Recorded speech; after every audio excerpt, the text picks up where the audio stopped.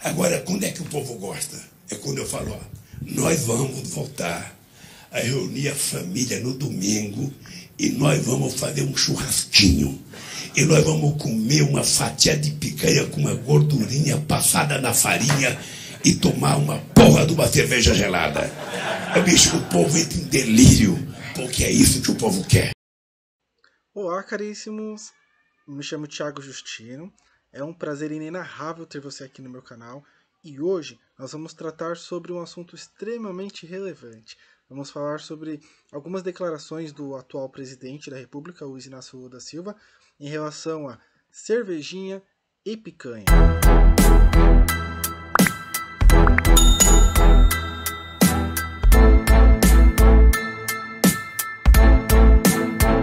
Antes de entrarmos no tema principal desse vídeo, eu acho importante que a gente esclareça algumas coisas. A primeira, esse é um canal de economia. Eu sou um economista e o nome do canal é Aizinc Justino. Justino sou eu, Thiago Justino, e Aizinc na língua iorubá significa prosperidade. E de fato, é essa uma das atribuições do economista, encontrar maneiras para que a sociedade evolua, prospere e a gente consiga alocar melhor os nossos recursos escassos. Beleza? Beleza. Mas por que isso é importante falar sobre isso nesse vídeo? Porque nesse vídeo nós vamos falar um pouco sobre as atribuições do chefe do Estado, líder supremo em algumas ditaduras por aí, né? Mas aqui na nossa democracia é o presidente. Qual o dever de um presidente? Por que ele fica viajando tanto? Por que outros presidentes não viajavam tanto? O que um presidente faz? O presidente, como chefe executivo de uma economia, de um país, ele tem várias atribuições. E pode uma pessoa ser boa em tudo? Obviamente que não. Então o presidente ele delega algumas funções para pessoas que são especialistas ou pessoas que vão montar equipes de especialistas para cuidar de alguns assuntos. Estamos falando dos ministros. Ministro da Educação, ministro da Economia, ministro agora da Fazenda, né? Não tem mais o super ministério da Economia, enfim. Mas são os ministros, os braços direitos do presidente. Como se fosse uma empresa. Existe o presidente, os diretores, e embaixo dos diretores tem uma porrada de gente que tem que se reportar sempre ao nível acima. Então é basicamente assim que funciona o país.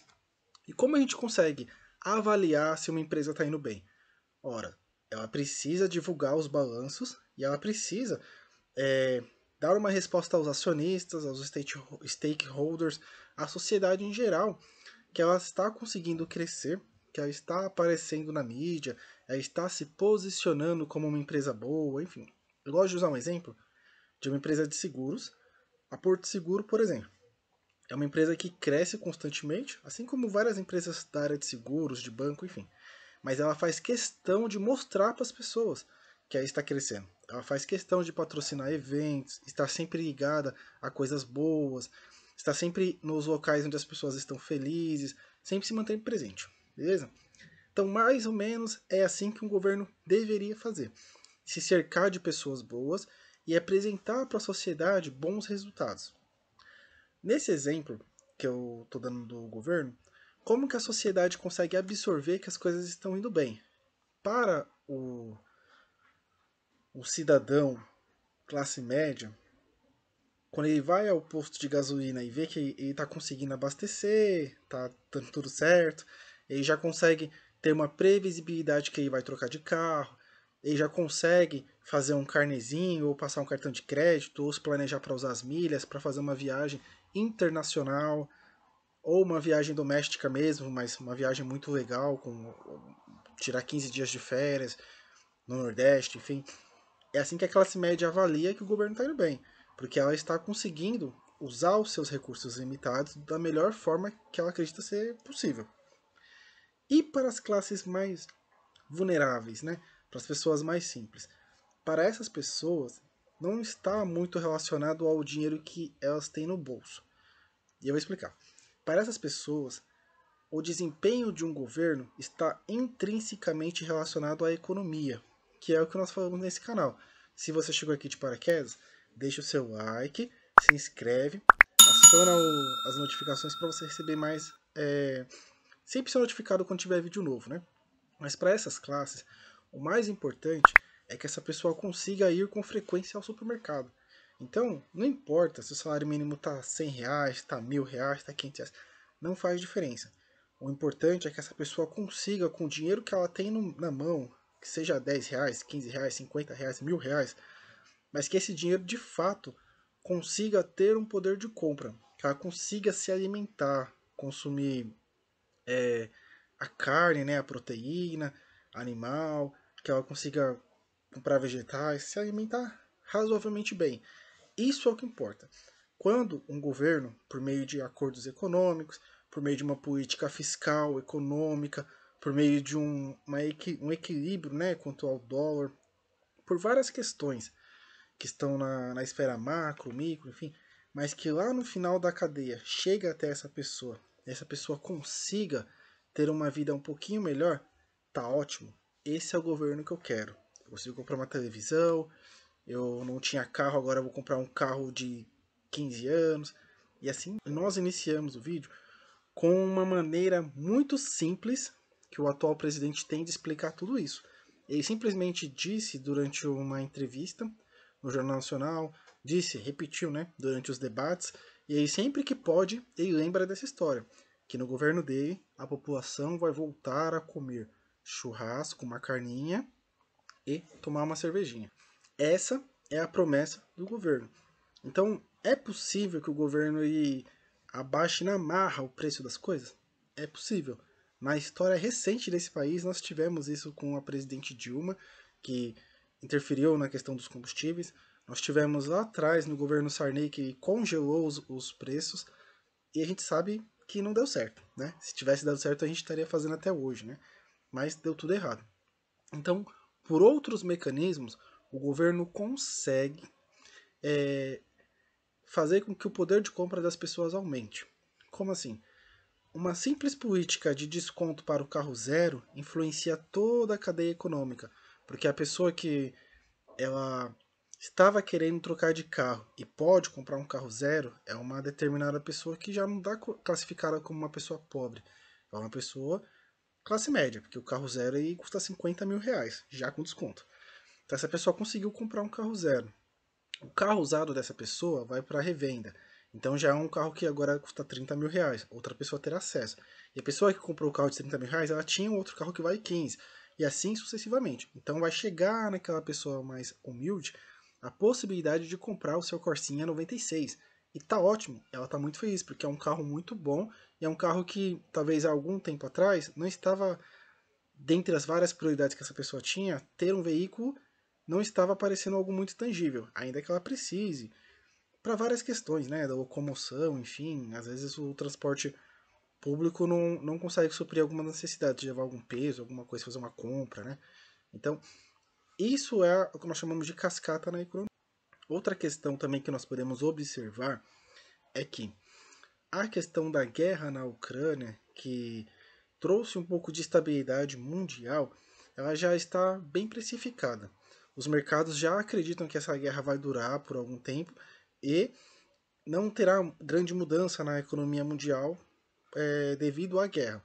Existia um medo de outros países se envolverem, mas nada disso se concretizou. E podemos dizer que os alimentos na Europa e no restante do mundo já estão precificados com essa questão da Ucrânia, que historicamente foi um grande produtor de alimentos. Então, outros países conseguiram suprir essa necessidade de alimentos do mundo. Beleza? Isso inclui o Brasil também. A previsibilidade do cenário futuro já faz com que o preço dos alimentos fiquem mais equilibrados. Isso é uma coisa boa. Já é um chute a gol, né?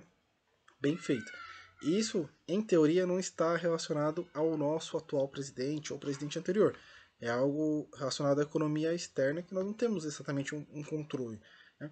Mas a posição do Brasil no meio de tudo isso, que é se manter na medida do possível neutra, historicamente sempre foi assim, ajuda o Brasil a conseguir, nesse momento difícil, vender, se for necessário, alimento para os dois lados. Vender para a Rússia, vender para a Ucrânia e para qualquer outro país aliado. Isso é ótimo também. Nesse cenário de escassez de alimentos, de Brasil como um bom vendedor, bom produtor de alimentos, nós conseguimos equilibrar a nossa balança comercial E com isso, nós podemos notar que o preço do dólar, por exemplo, esse ano, lá por volta de abril, ele bateu R$ 5. Ele estava a 5,30, 5,80, quase R$ 6. Até porque o novo presidente meio que assusta um pouco o mercado, enfim. Mas o mercado já precificou e viu como mais ou menos o governo vai ser, né? Então, desde então, o dólar nunca mais voltou a passar de R$ 5. Desde abril até agora, quase novembro, nós estamos praticamente, o dólar se manteve abaixo de R$ 5. Isso é ótimo, isso traz previsibilidade para o mercado. Tudo que ele quer, uma agenda que ele consiga minimamente saber ou tentar adivinhar como vai ser o dia de amanhã, a próxima semana, enfim. Estabilidade. O dólar e o euro também estão nessa mesma pegada. Eles estão praticamente estáveis. Nós conseguimos entregar bons resultados de PIB, superando a expectativa do mercado e talvez até superando a expectativa do próprio governo. Então esse conjunto de informações que parecem informações tão distantes assim do povo, são informações que chegam lá na ponta, chegam no prato do brasileiro comum, que uma promessa de campanha está sendo cumprida. Nós podemos visualizar o preço das coisas no mercado diminuírem. Quando nós olhamos para a nossa inflação, que ainda está um pouco acima da meta, ela hoje está em 4,5. E a meta para o ano é que ela fique em 3,5. Então nós estamos ainda um pouco acima da inflação. Mas vamos concordar que uma inflação de 4,5 para o Brasil não é uma coisa assim assustadora, né? Nós já tivemos inflação de 2 dígitos muito recente. E não estou falando de pandemia. Antes da pandemia nós já tivemos isso também. E o restante do mundo também está tendo inflação próxima a isso. Até os Estados Unidos está com uma inflação próxima a isso. E os Estados Unidos aí, historicamente, a inflação não passa de 2%, 3%, né? E está quase nesse patamar. Né? Então temos uma baixa inflação, né? Vamos dizer até que ela está controlada. E dentro da cesta de itens que compõem a inflação, que é calculada pelo IBGE, grande parte das coisas que ali estão dentro dessa cesta são alimentos e combustíveis. Os combustíveis estão sim subindo, né, gradativamente, mas em contrapartida, os alimentos estão em queda. Todo tipo de alimento está caindo. As pessoas conseguem visualizar isso no mercado. E nesse ponto nós já podemos voltar lá para o início do vídeo, quando eu estava dizendo que para a economia, para o cidadão comum, o trabalho de um governante, um presidente, é trabalhar a economia, estimular a economia para que ele tenha emprego e que o salário que ele receba ele consiga gastar no mercado, comprar as coisas, nada. O melhor cenário é uma economia com baixo desemprego e uma inflação estável. É muito difícil? É difícil. Existem algumas ferramentas como a taxa Selic, enfim. Se você quiser que eu entre nesse assunto macroeconômico de forma mais aprofundada, deixa aqui nos comentários que nós podemos fazer um vídeo somente sobre isso. Mas basicamente está na mão do governo, por meio do Banco Central, equilibrar a questão da inflação, a questão da taxa de juros, para conseguir um nível bom de emprego atrelado a um nível razoável de inflação, que é a situação que nós estamos vivendo hoje. Nós conseguimos visualizar um desemprego em queda, uma inflação estável e lá na ponta o preço das coisas no supermercado baixando. Nós podemos de fato hoje, o brasileiro que consegue gastar um pouco menos com combustível, ele consegue sobrar um certo valor que ele de fato hoje consegue comprar a carne e a cerveja, como mostram esses gráficos que vocês estão vendo aqui. E até mesmo um produto substituto à carne, que seria o frango, ele também está em queda. Porque o que acontece?